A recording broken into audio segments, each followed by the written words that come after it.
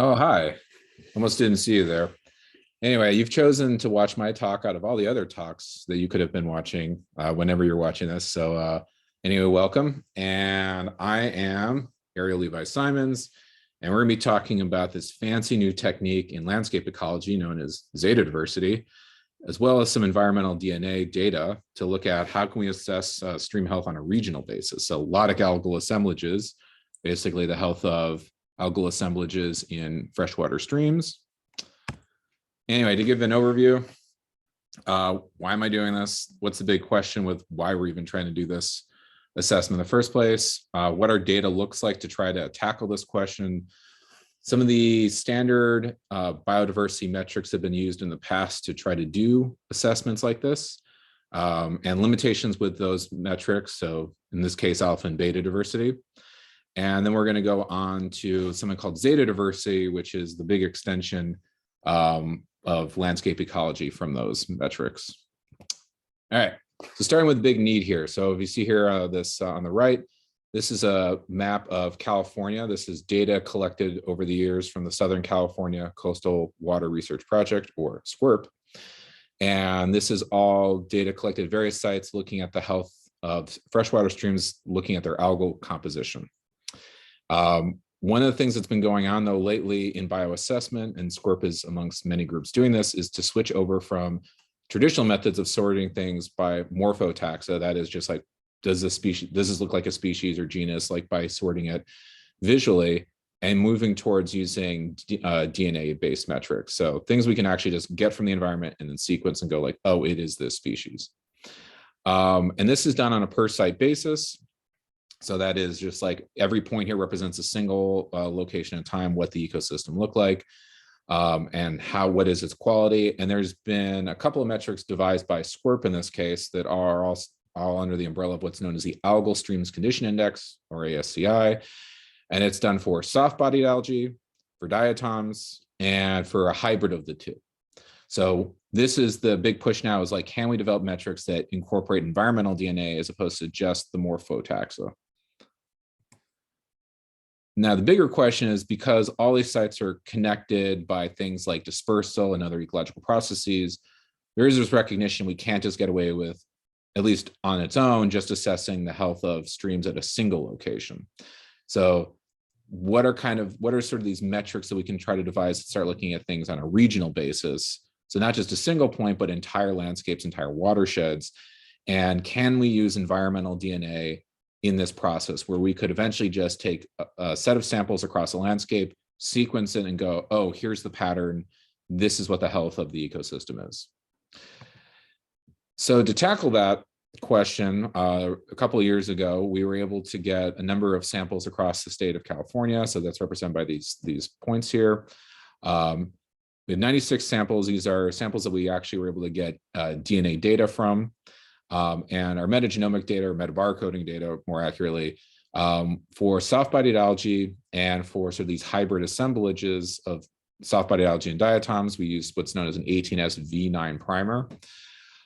For diatoms, there's another gene region that we use called RBCL.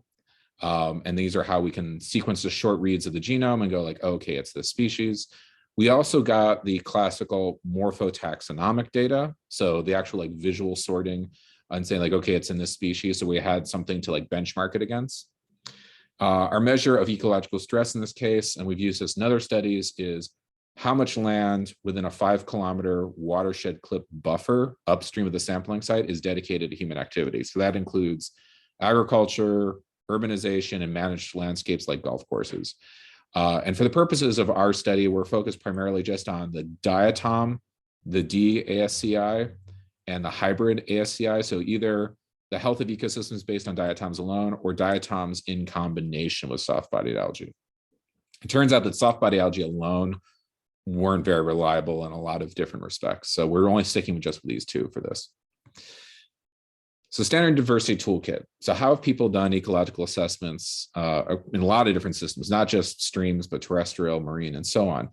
And the metrics that have been used in the past are alpha diversity. So looking at just individual diversity of like number of species or number of like functional groups, like roles in the ecosystem. And it's been used in all sorts of assessments, things like like how long it takes for an ecosystem to recover from disturbance. If we want to compare two communities at a time, there's beta diversity. So we can look at how's the diversity pattern shifting across a gradient. And this gets, again, used for a lot of different metrics in what's called landscape ecology. However, there are limitations with this. One is it's alpha diversity by definition is a single point of measurement. So it's on its own, it doesn't necessarily tell you anything. You always want to compare it either against the same location over time, or you want to try to compare things, across a landscape to really get a context of like, well, what does this alpha diversity really mean? But even when you get to beta diversity, we're doing pairwise comparisons. It turns out that if you want to start comparing lots of different communities at a time, you end up running into this kludge that we've been doing for a long time, where we try to do things like make an average beta diversity measure, like across thousands of samples. But the problem with things like that is that, let's say you have a species that only shows up in one sample. Because of the way beta diversity is calculated, it's going to throw off your entire calculation for calculating average beta diversity, because everything now is going to be compared to this like one freak event. And so there's this bias towards the presence or absence of rare taxa when you use traditional beta diversity metrics. So to get around that, there's been this recent development in ecology, and this is actually really recent. This is 2014, and it's something called Zeta diversity. And Zeta diversity is essentially what happens when you apply set theory, looking at these pretty Venn diagrams here, to ecology. So Zeta is just a generalization. So not only can you look at one sample at a time, but you can look at arbitrarily large numbers of samples simultaneously. So Zeta sub 1 is, if you, let's say, have 100 samples, it's the average alpha diversity. It's the average number of species present in any given location. Zeta sub 2 is the average fraction of like what fraction of species are held in common between any two sites in your data set.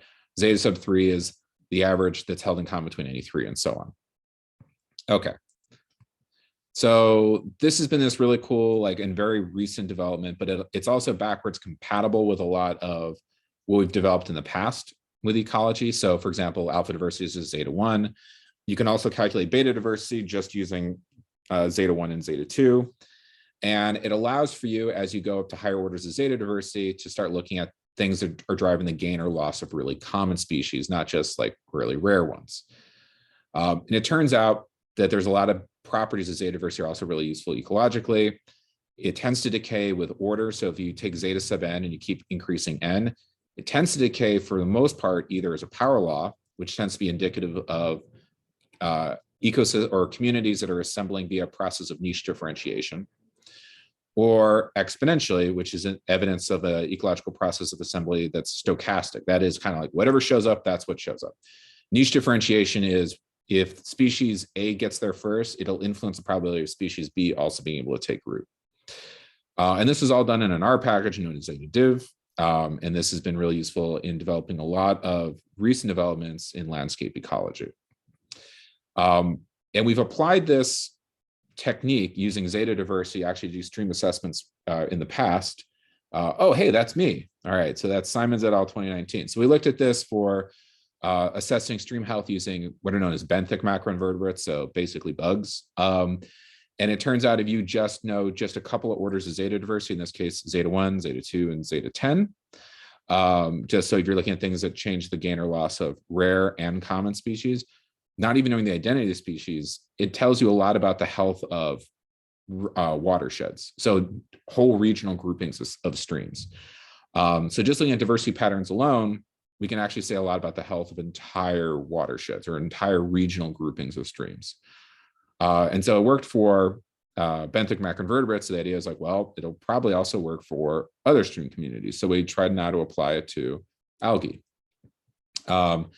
So to do that, we took all of our algal data and we did a whole bunch of subsampling just to make sure that things stayed statistically rigorous, but we would randomly select 15 samples at a time within a particular land usage band. So remember, when I said there was like 3 different disturbance categories, these are all based on like how much upstream land is dedicated to human use. So areas that are relatively pristine, so little human impact, intermediate, and degraded. And what we did is we just randomly would take 15 samples at a time within each one of those land use bands, calculate Zeta 1, 2, and 10. And we did this for both the metabarcoded data and also for things sorted by morphotaxonomy. So we had Zeta diversity measures based on metabarcoding, so eDNA, and also based on just morphotaxa, so things sorted visually, as we've been traditionally doing. We compared these Zeta diversity patterns to the average upstream land use. So if we took all those 15, what's the average upstream land use for all those 15 different samples? And we did this repeated sum sampling 100 times, so ultimately giving us 300 unique data points.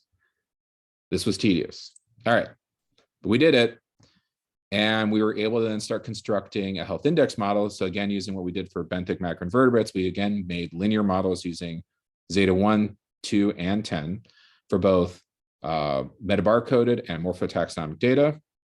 We did this for, soft body algae, diatoms, and a hybrid of the two, although for this paper, we're not really looking at just the soft body algae alone.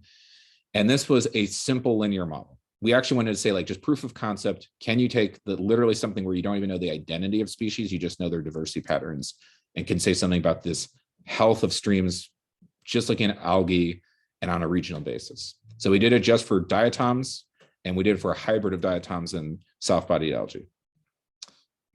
And then we compared our Zeta diversity models to the actual metrics, so the actual average diatom-specific ASCI and average hybrid ASCI.